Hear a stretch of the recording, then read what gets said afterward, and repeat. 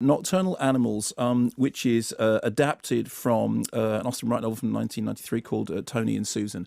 And it's interesting that you were just saying that about the fact that you knew that Tom Ford would be immaculately turned out. Obviously, we've seen Tom Ford direct before, write and direct in A Single Man, which is a very good film with Colin Firth. This is his second feature. It's taken 7 years, I think, between A Single Man and this. And the thing that Tom Ford has always been particular is attention to detail. Attention to detail is everything. And the first thing to say about Nocturnal Animals is, like the pair of glasses, the saline glasses that I knew you'd love them. But it is a film which is designed to within an inch of its life, in which there is nothing that is not there absolutely, specifically, pristinely on purpose. So the story is Amy Adams is living this vacuous, very, very privileged life in the LA art world. She is married to Armie Hammer's Hutton, who is a sort of creepy guy who keeps going away on business. Financially, they're in trouble, but emotionally, it's even worse than that. She then receives, out of the blue, a manuscript by her former husband, Edward, who was an artistic type played by Jake Gyllenhaal. And the manuscript starts to be read by her whilst her husband is away on business. And as she reads the manuscript, which is a story about a family being run off the road in West Texas by a gang of rednecks with absolutely appalling consequences, she starts to feel her current life unraveling and her past life somehow coming back to haunt her. There are 3 stories going on simultaneously. One of them is her current life. The other is the dramatization of the story, in which Jake Gyllenhaal plays the husband in the story, and Isla Fisher plays the wife in the story, who is clearly a stand-in for Amy Adams. I thought it was Amy. Yeah, exactly, playing on the very sort of popular confusion that audiences often have. And as she starts to read the story, she starts to question her own life. Here's a clip. You didn't sleep again, did you? You know me. I never sleep. My ex-husband used to call me a nocturnal animal. What? Ex-husband? I didn't know you had an ex-husband. Since when? Couple of years in graduate school. It's weird. I've been thinking about him a lot lately, and then recently he sent me this book that he's written, and it's violent and it's sad, and he titled it Nocturnal Animals, and he dedicated it to me. Did you love him? Yeah, I loved him. He was a writer, and I didn't have faith in him. I panicked and I did something horrible to him, something unforgivable, really. You left him? I left him. I left him in a brutal way. So the story there is there are 3 different strands, all of which are intertwined, balanced very, very well. So the first thing is, let's talk about the film technically. I mean, superb cinematography by Seamus McGarvey, who manages to alternate between these worlds: the sterile world of the art scene, the visceral world of the neo-noir novel that has been written, the warmer hues of the flashbacks to the relationship between Susan and Edward.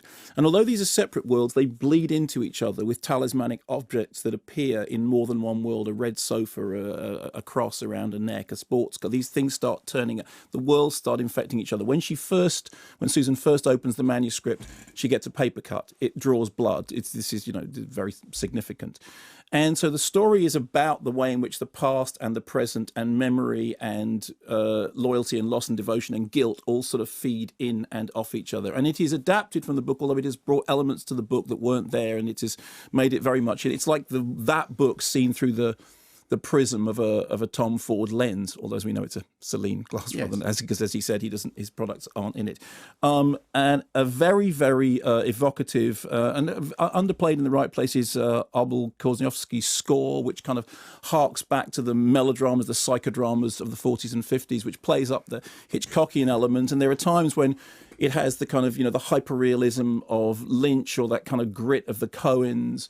And every single piece of the jigsaw is placed together in a way that works really well, and it becomes a powerful and engrossing story, a superb incidentally, Laura Linney as absolutely brilliant sort of cameo as the mother from hell who says we all turn into our mothers, and sort of is this kind of prophetic figure who says the things you love about him now are the things that you'll hate about him in years to come. And Michael Shannon Michael Shannon as Detective Andes, who and he is actually brilliant. I mean, Aaron Taylor Johnson as the sort of the violent, visceral, feral heart of the neo-noir story. He was unrecognizable. I mean, for the first 5 minutes, I didn't realize it was Aaron Taylor Johnson. I mean, unrecognizable.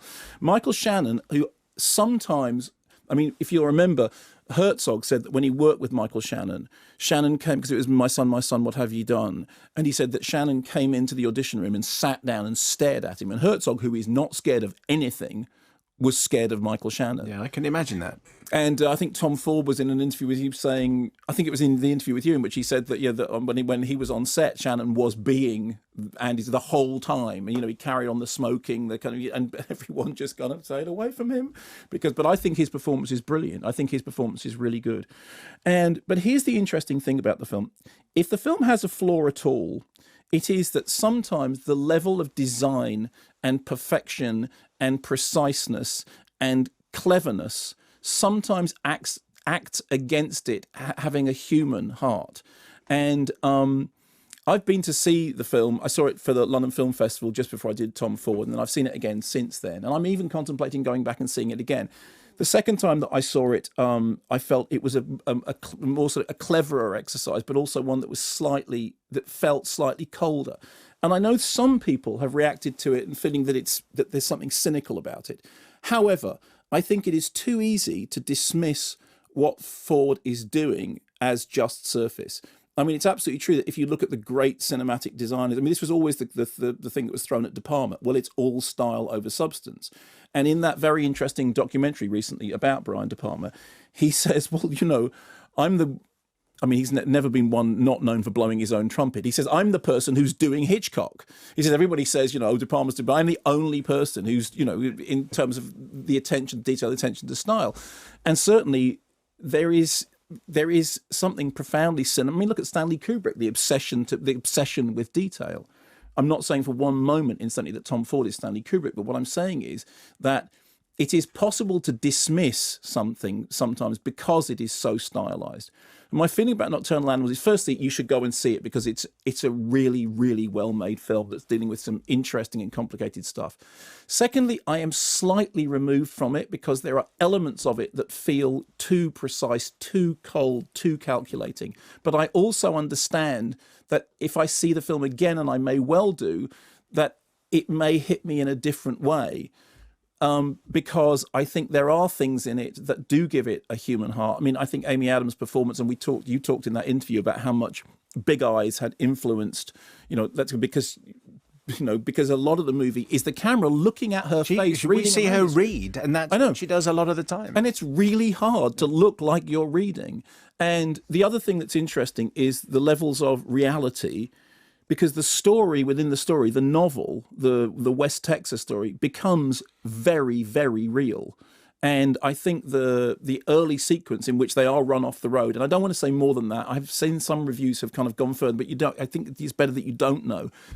That's one of the tensest, most grueling things I've seen recently. There's a really, really sort of tough 10 minutes in there. Yeah, so, I found that intolerable. It did affect the way I would like to go back and see it again because it affected me too much.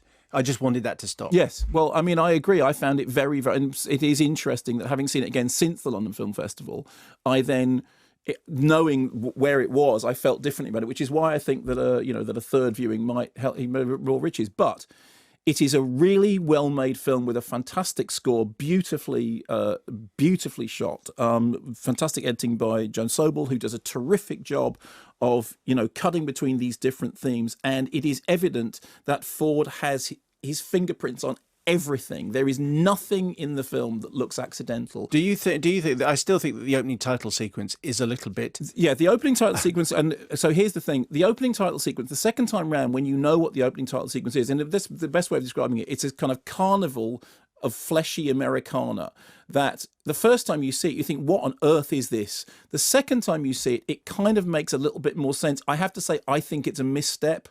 It's not for me, by the time I got to the end of the film the first time around, I had completely forgotten about that opening sequence. I'd completely forgotten about it. It was when I saw it again just a couple of weeks ago, actually less than a couple of weeks ago, I was then surprised by it. Do you think it might be part, because Tom Ford has been accused of filling his two films with beautiful people, and that he thought he'd start his new film with. Although let's be very careful about this. What's to define beauty? I mean, I'm saying that's the criticism, and that's maybe why he.